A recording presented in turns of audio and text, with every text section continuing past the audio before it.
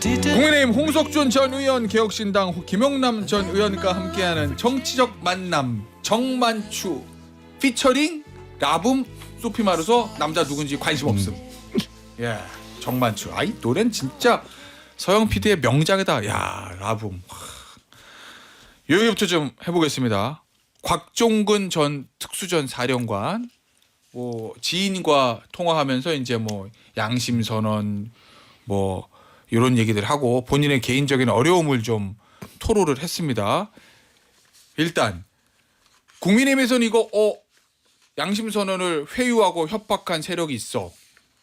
그러니까 진술은 오염됐고 탄핵 구속 취소시켜야 되고 탄핵 기각돼야 되고 이렇게 쭉 나가거든요 지금. 근데 곽종근 전 사령관 측 해명은 본인에게 양심 선언을 하라고 했던 사람은 야당 측이 아니고 본인의 지인들, 그러니까 고교 동기들이고, 그 다음에 나랑 내가 통화해서 괴로움을 토로했던 사람은 지금 국민의힘 소속 경기도 원외 당협위원장이다 이렇게 얘기하거든요.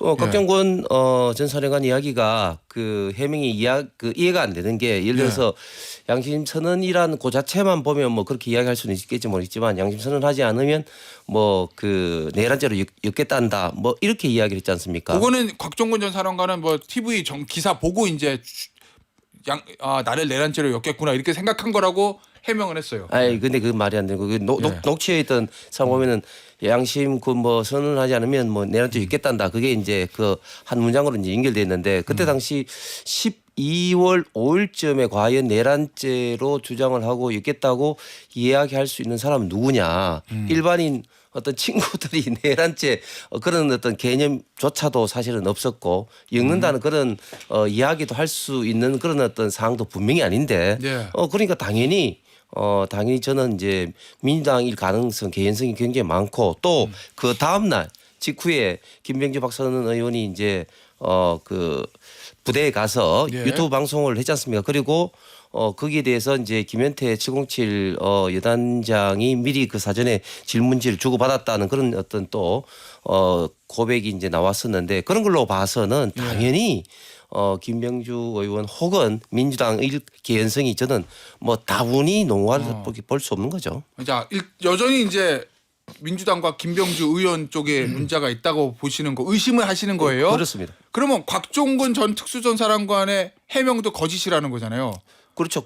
왜 그러면 거짓 해명까지 한다고 보세요? 그냥 차라리 입을 다물고 있으면 모를까? 그러니까 뭐 지금까지도 아직까지도 이제 본인은 이제 대통령이 탄핵이 될 가능성이 많고 특히 또 민주당이 지금까지 뭐 공익신고자라든지 뭐 자신을 보호하지 않을까 하는 어떤 그런 어떤 기대 심리를 많이 갖고 있기 때문에 그런 어떤 이야기를 한 것 같습니다. 알겠습니다. 의원님 보시기에는 곽종근 전 특수전 사령관의 증언이 오염된 게 맞다고 보세요? 아니면은 국민의힘에서 오염된 거로 만들어가는 주장을 하고 있다고 보세요? 곽종근 전 사령관은 조금 수사기관에서의 진술하고 공개 발언도 조금 변했죠. 헌재에서 나와서 한 발언하고 또 그 전에 발언하고 좀 다르잖아요. 근데 이 기사는 좀 황당한 내용인 게 기사 자체로. 곽종근 전 특수전 사령관 지인과의 통화? 예. 그러니까 뭐 양심 선언을 안 하면 내란죄로 엮겠단다. 뭐 이런 주장이잖아요. 뭐 국힘도 그런 취지로 주장을 하는데 우리가 엮는다는 표현은 그 사람이 죄가 없는데 아니면 어떤 사건과 관련이 없는데 잠시만 정확하게 워딩 먼저 말씀드릴게요. 내 참 할 말은 무지하게 많은데 누구는 나한테 양심 선언을 하라는데 내가 어떻게 하냐? 그러냐? 내가 살려면 나보고 양심 선언 하라는데 이렇게 얘기하고 어쨌든 간에 얘들이 다 사정을 아는데 그래도 뭐 내란죄로 엮겠단다. 속사정이 많은데 지금은 아무도 내 말을 안 듣는다. 결국 내란죄로 엮겠단다. 걔들은 다 사정이 아는 데서 얘들이 누군지가 중요하거든요. 그러니까 근데 엮긴 뭘 엮어요. 명백한 내란 주요 임무 종사자지. 아니 그거를 뭘 엮어요. 말도 안 되는 소리지. 아니 특전사가 출동을 한 게 사실이고 그러니까 그거는 이 기사 자체가 좀 그 자체 모순이 있는 게 아니 누가 봐도 명백한 내란의 주요 임무 종사자인데 뭘 거기서 더 나갈 게 뭐가 있어요? 기사가 아니고 그러니까. 이 사람이 녹취 이 사람 말 자체가 그러니까 목소리다. 네. 말 자체가 말이 안 된다는 거지. 그러면 이게 뭐 어디서 회유하고 오염되고 말고를 떠나서 곽종근 전 사령관의 요 지인과의 통화 내용 자체가 말이 안 아, 된다. 그럼 말이 안 되죠. 뭘 엮어요? 아니 누가 아무리 힘센 사람이 아니면 뭐 국회에 절대 다수 의석을 갖고 있는 파워맨이라고 하더라도 곽종근 전 특전사령관이 내란죄에 있어서 관여한 거 또 주요 임무 종사자인 거를 어떻게 빼줘요? 그건 불가능한 얘기지. 그러니까 사실대로 얘기하라고 자기 고등학교 동창이 뭐 이야기를 했던 모양인데 그걸 예. 갖고 이렇게 창작 수준의 기사를 쓰면 안 되는 거죠. 알겠습니다. 자, 어쨌든 자 그러면 오염됐다고 보시는 거잖아요. 국민의힘에서는. 네, 그렇습니다. 요거를 그럼 바탕으로 헌재에서 탄핵도 기각시키고 대통령 구속 취소도 될 수 있고 내란도 무죄 나올 거다 이렇게 보시는 거예요? 뭐 저는 뭐 이 하나의 사안만 가지고 평가를 할 수는 없지만 그러나 예. 최근에 여러 가지 일어났던 여러 가지 이슈들 그러니까 예를 들면 홍장은 어떤 메모도 이제 완전 이제 거짓이고 오염이 되는 것이 이제 드러났고 또 오동훈 공수처장의 어떤 영장 청구가 영장 쇼핑임이 이제 드러나서 지금 검찰에 지금 압수수색이 있는 거라든지 또 이 곽종근 의원, 곽종근 사령관의 이런 어떤 이슈도 예. 분명히 그 헌법재판소에서 판단할 때는 기각의 어떤 가능성을 높이면 높이는 어떤 요소로 작용하지 않을까 싶습니다. 왜냐하면 홍장은, 곽종근 이 두 가지 이슈가 비상계엄이 내란으로 좀 전환하는데 큰 역할을 한 것이 사실이기 때문에 예. 저는 기각의 가능성을 높이는 어떤 그런 요소는 분명히 된다고 생각합니다. 알겠습니다. 주제를 좀 바꿔보도록 하겠습니다. MBS 여론조사 결과 엠브레인 퍼블릭, K스택 리서치, 코리아 리서치, 한국 리서치가 지난 3일에서 5일까지 무선전화 면접 조사 방식으로 실시한 전국 지표조사에 따르면 탄핵 인용을 지지한다 56, 탄핵 기각 후 직무 복귀를 원한다 37 이렇게 나왔는데요. 자세한 상황은 중앙선거 여론조사 심의위원회 홈페이지 참조하시면 되는데 요거 탄핵 요 여론조사 지표 요거는 어떻게 평가하세요? 왜냐면은 뭔가 요 여론조사와 장외의 민심 그러니까 이제 국민의힘에서는 3.1절 집회에 엄청나게 많이 모였다. 탄핵 반대를 원하는 사람들이. 이렇게 얘기하거든요. 그거하고 조금 차이가 있는 건지 아니면 비슷하게 가는 건지 어떻게 보십니까? 그거? 탄핵 반대 집회에 사람이 많이 모인 거는 예. 뭐 그럴 수 있죠. 왜냐하면 예. 그거는 정치적 성향 아니면 지지 정당은 좀처럼 안 바뀌어요. 예. 그러니까 나는 평생 민주당만 찍었어. 나는 평생 보수 정당만 찍었어 하는 분들이 각각 35% 내지 40%는 있는 거니까 예. 그거는 지금 탄핵에 있어서는 어떤 법률적인 접근보다는 본인의 정치적인 성향 아니면 탄핵 이후에 전개될 대선에 있어서 나는 누구를 대통령으로 뽑을 거야. 내지는 나는 절대 누구는 대통령이 안 됐으면 좋겠어. 이게 반영되는 거니까. 예. 그런데 헌재에서 탄핵 결정을 할 때는 여론조사를 반영하는 건 절대 아니기 때문에 뭐 그렇겠죠. 여론조사 결과 수치에 대해서는 뭐 크게 신경을 안 씁니다. 저는 개인적으로는.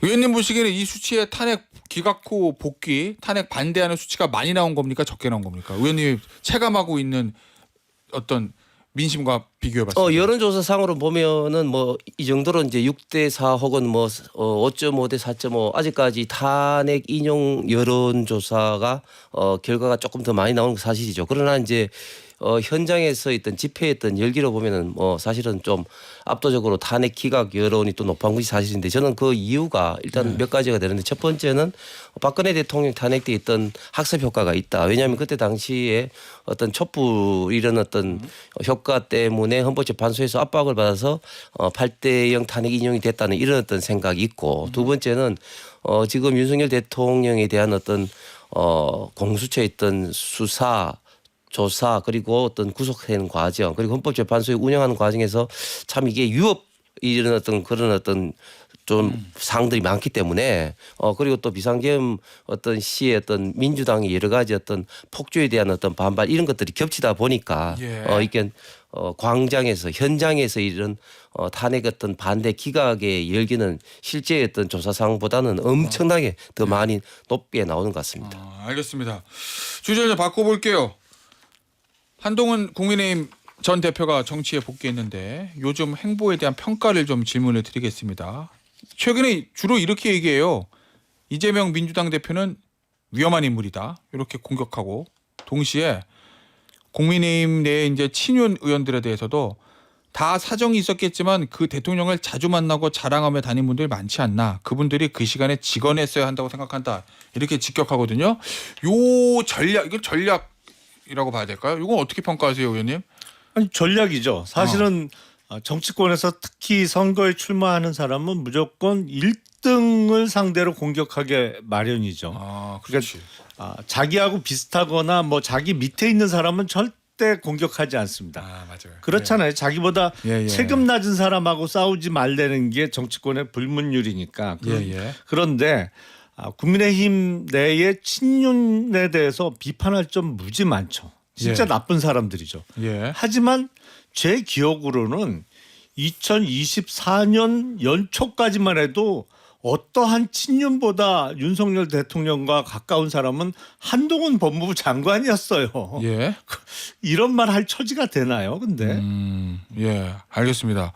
의원님은 어떻게 평가하십니까, 이거? 저는 한동훈 전 대표가 지금 이런 어떤 움직임을 보이고 있는 게 너무 좀 안타까운 게 예. 사실은 너무 조급한 것 같아요. 사실은 정치적 어떤 대의 명분이 없이 이렇게 또 조급하게 지금 대선 출마를 준비하는 이런 네. 어떤 모습을 보이는 게 저는 한동훈 대표에게 결코 이롭지 않다. 왜냐하면 한동훈 대표가 잘 아시는 것처럼 그동안 어떤 정치적 명분이 뭐 있었습니까? 사실은 이런 어떤 정치적 명분이 사실은 없었는데 윤석열 대통령에 의해서 3차장 검사에서 일약 법무부 장관으로 발탁되고 그다음에 이제 비대위원장으로 됐었는데 그런데 비대위원장 됐을 때 총선 참패를 했고 그다음에 네. 총선 참패 또 직후 한 뭐 2달 만에 또 당대표 또 선거에 또 나왔는데 또 어쨌건 또 여당 대표로서 책임이 클 수밖에 없는 또 현직 대통령에 대한 탄핵이 일어났었는데 이렇게 지금 복귀를 지금 하고 있다. 그런 어떤 면들이 굉장히 좀 조급해 보이면서 특히 우파 보수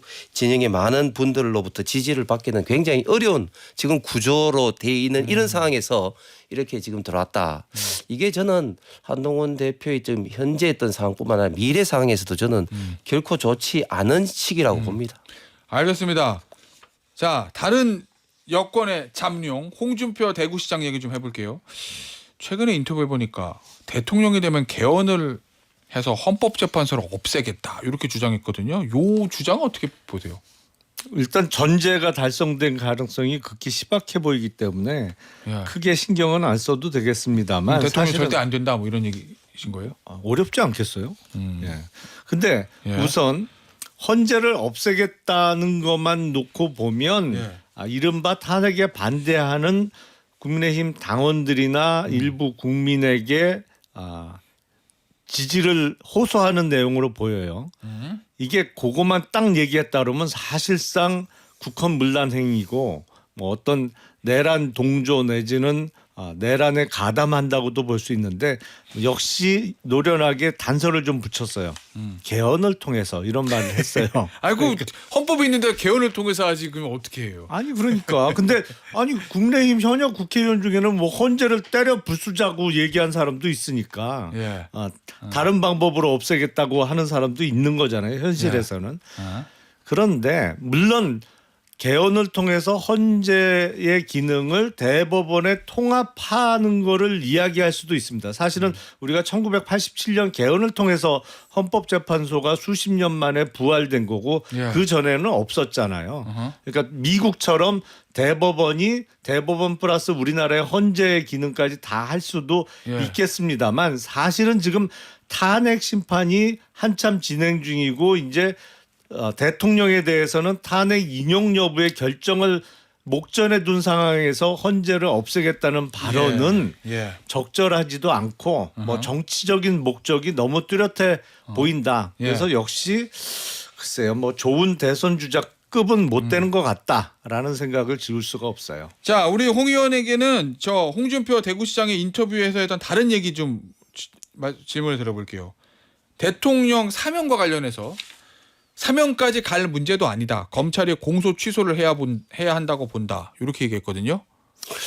근데 이 전제가 결국 이제 윤석열 어떤 대통령이 탄핵이 이제 인용이 되고 예. 또 이제 지금 이제 형사법상의 이런 어떤 재판 예. 이슈를 가지고 이제 사면 이야기를 이제 하는 건데 그러니까 저 홍 시장 얘기는 검찰의 공소 취소. 그러면은 공소 취소면 그냥 무죄 불기소라는 얘기인 건데 쉽게 얘기하면. 예. 그렇죠. 저는 지금 일단 만약에 그 기각이 되면은 예. 사실은 글쎄 뭐 이런 어떤 이야기를 이야기한 자체가 이제 의미가 이제 없는 것이고 예. 그다음에 설사 탄핵이 뭐 인용이 된다 할지라도 지금 내란 관련해서는 기본적인 여러 가지 어떤 성립 요소 자체가 저는 굉장히 힘들다. 예. 무슨 말인가 하면 결국은 우리가 내란죄로 이야기하는 큰 문란 어떤 목적으로 폭동을 일으켜야 되는 어떤 그런 어떤 기본적인 성립 요건에서 과연 그 성립 요건에 예를 들면 폭동이라는 게 지금 대부분 판례에 있어서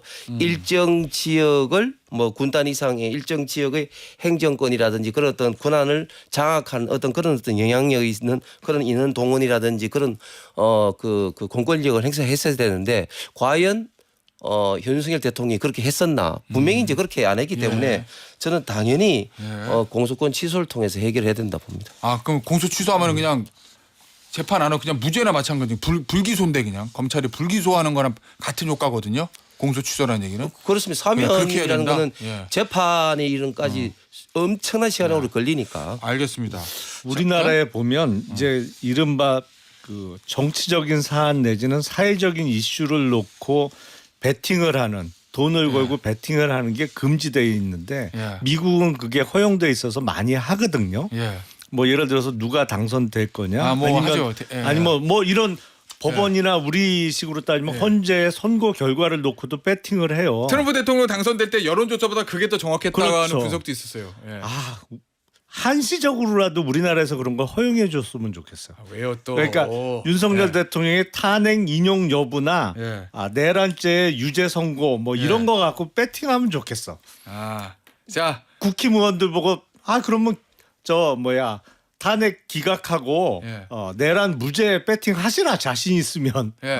100만 원씩 걸어라 막 이렇게 자 하고 싶어요. 돈을 건다는 건 저희가 구체적으로 그건 좀 도박성 있게 말씀 안 드리고 그냥 중의적인 표현에서 베팅이라고 하면 어디에 베팅하시겠습니까?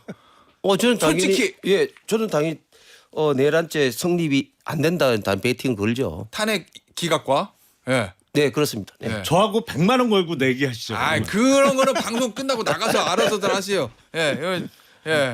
그런 거는 예. 저희는 공정 방송, 예쁜 말로 진행하는 방송. 정말 베팅하실 거예요?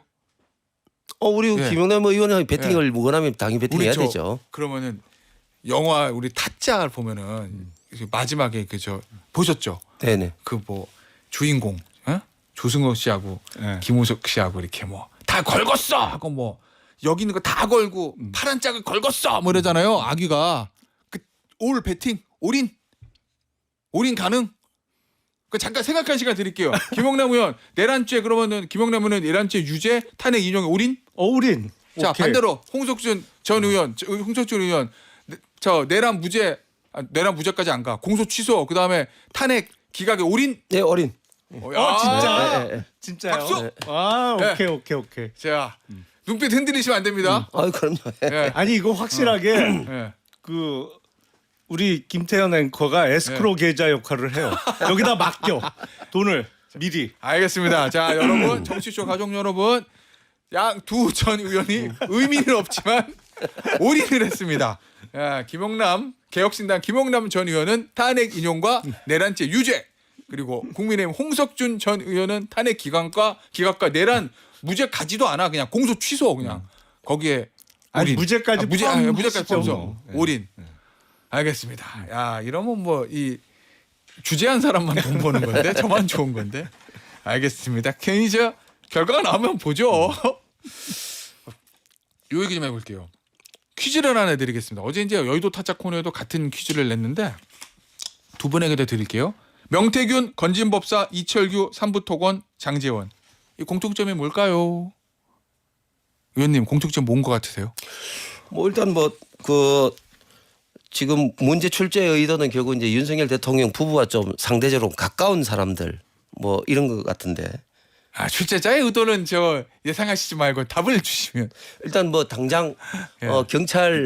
검찰의 어떻게 예. 보면 이제 조사를 받았거나 받을 어떤 예정인 어떤 그런 이슈들인 것 같습니다. 그래요. 예. 의원님 뭐라고 보세요, 이거? 제가 보기엔 공통점은 권력 누수 현상 같은데요. 권력 누수 현상. 예. 권력이 예. 펄펄 살아 있으면 안 일어났을 일이겠죠. 아니 왜냐면 의원님 이게 뭐 최근 상간에 계속 이 이슈들이 언론을 통해서 계속 보도가 되는 것 같아서 그래서 제가 이 문제를 출제를 한 거거든요, 사실은. 근데 뭐 삼부토건이나 건진법사나 이거는 뭐 그 전부터도 계속 뭐 말은 있었잖아요. 그러니까 말은 많았는데 이복형 금감원장이 어유 100억대 주가 조작 뭐 저희도 그렇게 보고 있다. 그다음에 건진법사도 뭐 카톡 내용을 뭐 압수수색했다. 뭐 그 얘기들 계속 나오고 명태균 씨도 마찬가지고 이철규 의원하고 장지원 전 의원도 최근에 이제 보도가 되기 시작해가지고 그게 다 일주일 내에 이루어진다는 일들이잖아요. 예, 그래서 그럼 권력 누수 현상이 있는 거다. 그렇죠. 예. 사실은 그 장제원 전 의원은 뭐 대통령 부부하고는 직접적인 관련이 없는 사건 같습니다만 예. 그 고소인 측의 주장에 의하더라도 워낙 권력의 실세라 몇 년 전에 고소하려고 했다가 못했다. 그때는 예. 장제원 의원이 뭐 현역 의원인데다가 워낙 권력의 핵심에 있어서 예. 뭐 권력 누수 현상이라고는 공통점이 있어 보여요. 의원님 뭐 그런 얘기들 하잖아요. 영화 더 킹에도 나오는데 검찰이 캐비넷 열어가지고 꽁꽁 숨겨 있다가 정권 바뀌거나 바뀌기 직전에 캐비넷 연다라는 뭐 그런 세간의 얘기들 있잖아요. 요것도 검찰 또는 뭐 사법기관이 대통령 부부에 관한 캐비넷을 열고 있다. 이렇게 보면은 너무 많이 나간 거예요, 제가. 글쎄 뭐 그렇게 생각을 할 수는 있겠지만 그런데 만약에 이제 정권이 바뀌고 난 다음에는 모르겠는데 예. 정권이 바뀌기 전에 과연 검찰이 캐비넷을 열 것인가 오히려 저는 오히려 지금 조금 열려고 했던 검찰의 캐비넷이 오히려 닫히고 있다고 봅니다. 왜냐하면은 왜요? 내가 올인했으니까. 아니 왜냐하면은 그 어제죠 헌법재판소에서 한덕수 권한대행에 관련된 어떤 검찰 조서를 하려고 그 송부 촉탁을 했는데 싫다고 그랬죠. 예, 그건 못 주겠다 그렇게 이야기를 했지 그럼 않습니까? 검찰이 열려든 캐비넷 왜 닫아요? 이 탄핵 기각 쪽에 이제 생각이 좀 많기 때문에 그런 거죠. 검찰이 네. 알겠습니다. 자, 30초 반론. 캐비넷하고는 크게 관련은 없는 것 같아요. 그래요? 왜냐하면 최근에 고소장이 접수되거나 뭐 이철규 의원 아들 사건의 경우에는 경찰 단계에 있는 거니까 예. 캐비넷을 열려면 굳이 안 열어도 되는 명태균과 관련한 공천 개입에 대해서 소환을 하겠죠. 알겠습니다. 여기서 오늘 정만추 마무리하도록 하겠습니다. 개혁신당 김용남 전 의원, 국민의힘 홍석준 전 의원이었습니다. 감사합니다. 네, 감사합니다. 고맙습니다.